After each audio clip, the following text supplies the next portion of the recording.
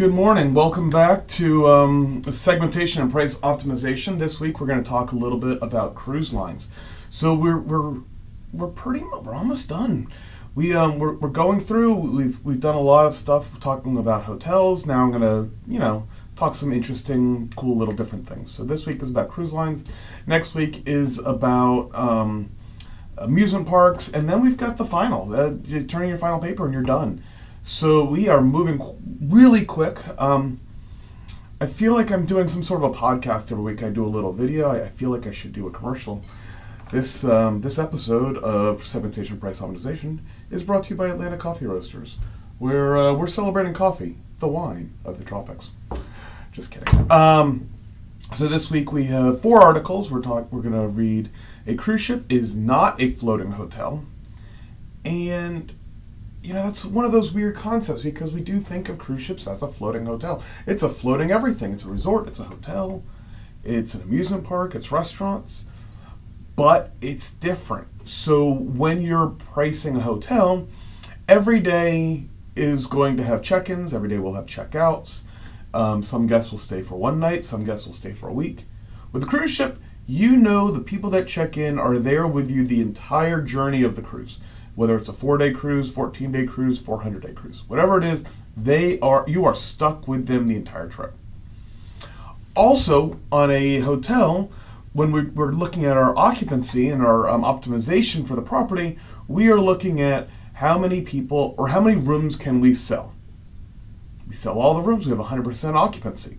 Really simple.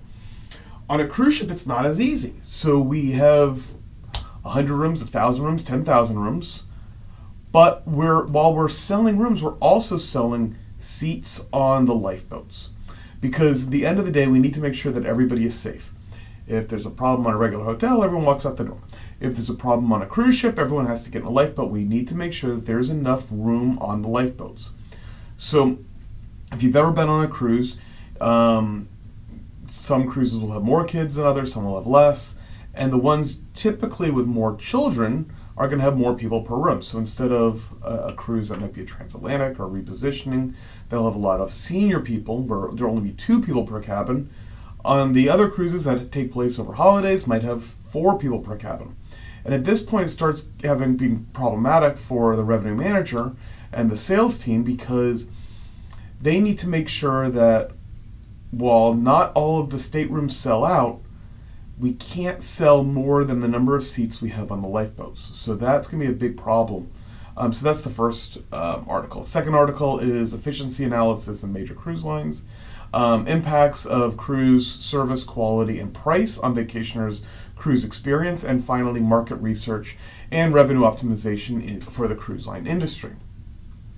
So this week for your discussion board, I'm sure some of you have taken cruises before, some of you may have not taken cruises. So that's fine.